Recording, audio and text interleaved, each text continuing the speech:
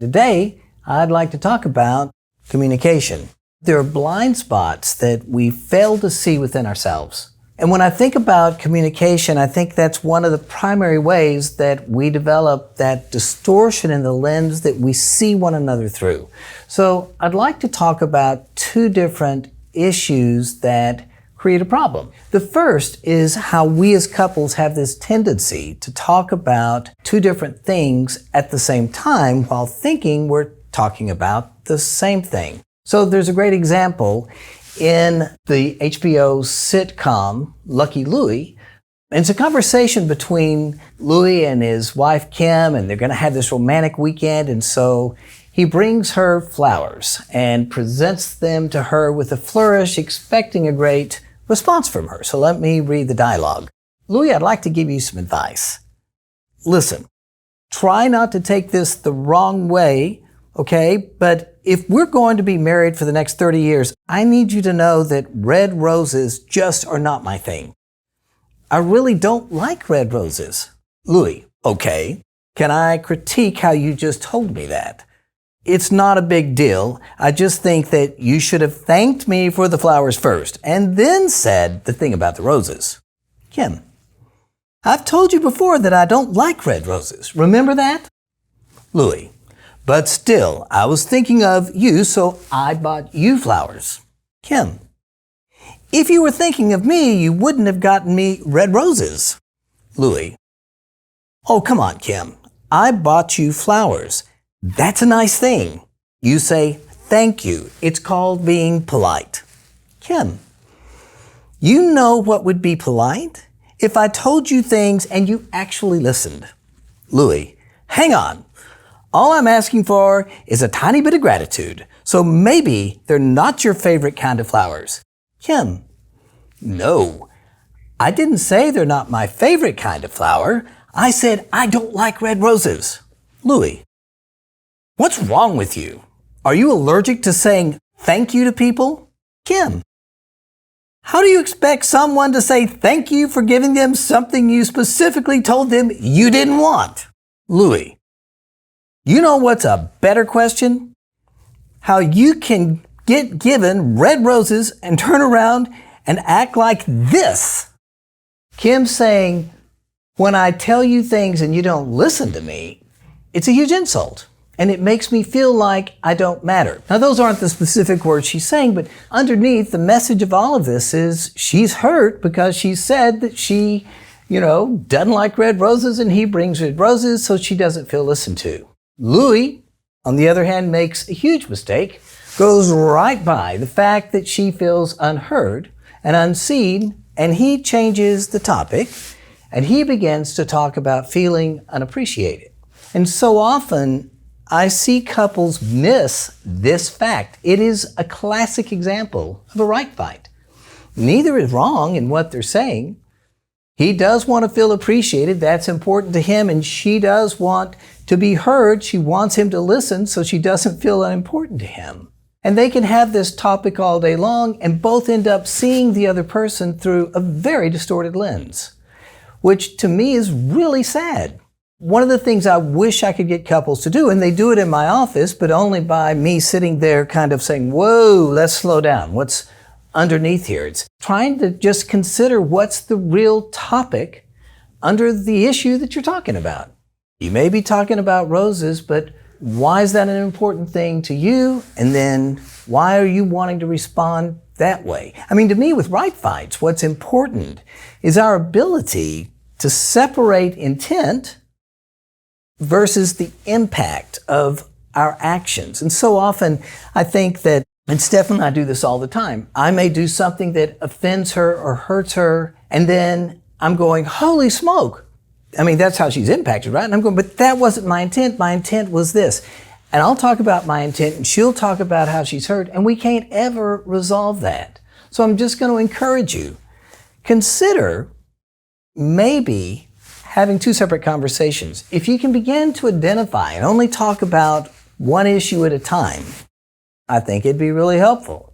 Another thing I just want to bring up today is it's the barrier of what we face often after a fight. So let's say I get angry at Stephanie for taking too long to respond to a text that I've sent her. And I let her know how I feel about it. And I'm really upset because my feelings are hurt because she didn't respond. I can tell you the next day making up is going to be a challenge, and here's why. Because Stephanie's probably going to bring up how I mistreated her, about my anger, my outburst, and I'll be defensive saying something like, I didn't raise my voice, because in my mind, I really didn't. I don't even remember being angry about it. All I remember is going to be the provocation, the threat. I just remember the hurt that happened when she didn't respond to my text. So I don't remember being angry, honestly. I didn't raise my voice, right? I just remember you didn't respond to that text, right? But for Stephanie, my anger is the threat. It's just not part of the story. My anger ends up being the story, which ends up being a huge problem. And I see this all the time as we deal with infidelity. One person will be really hurt and they'll be talking about how angry they are. And the next day, maybe the other person's going, I can't believe how much you yelled at me and all you did. And the other person may very likely go, I didn't raise my voice. I didn't get violent. I didn't go crazy. Because all they're remembering is the hurt they were expressing. They don't remember their behavior because that's not the issue. The issue was the fact they were feeling hurt or triggered by what the other person said.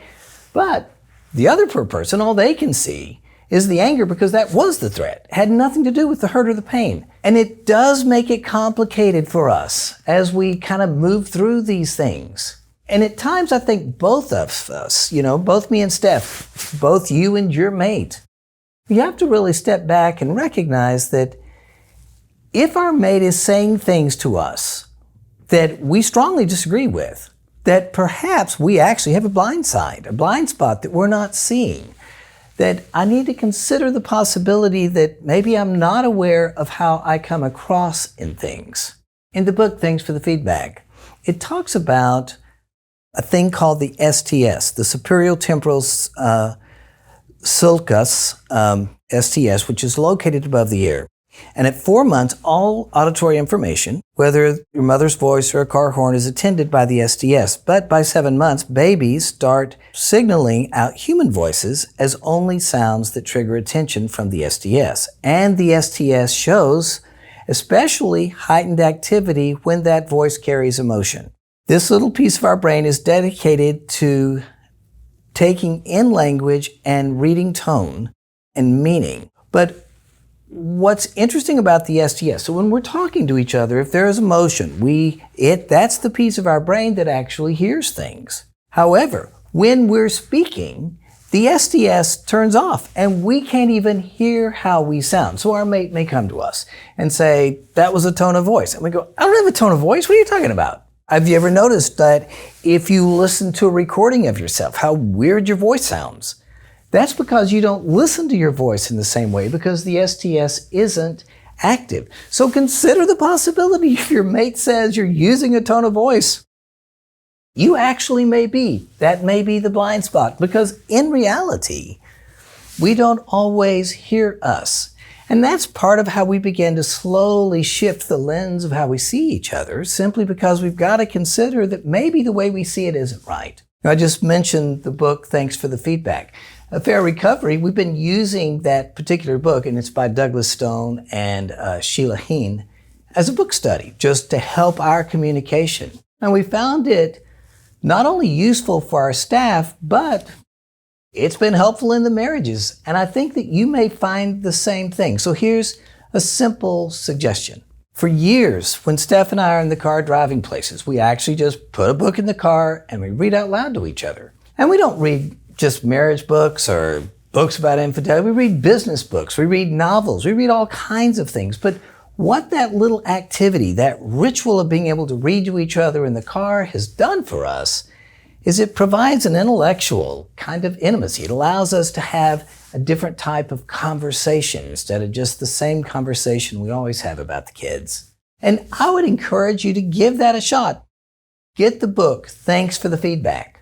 As you're driving places to eat with each other in the car, read it out loud to one another and talk about what it talks about, or come up with some way of using that book. But I think, as good as any book I've ever seen, because I've read a lot of marriage books, believe it or not, it gives you some very simple understanding about how we talk to each other and maybe how to be understood.